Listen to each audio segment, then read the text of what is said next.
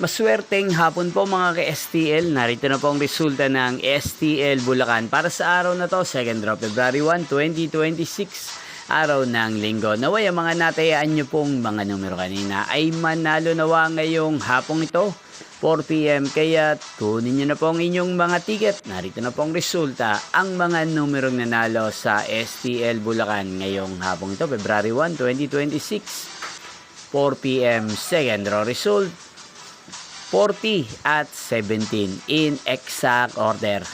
Again, 40 at 17.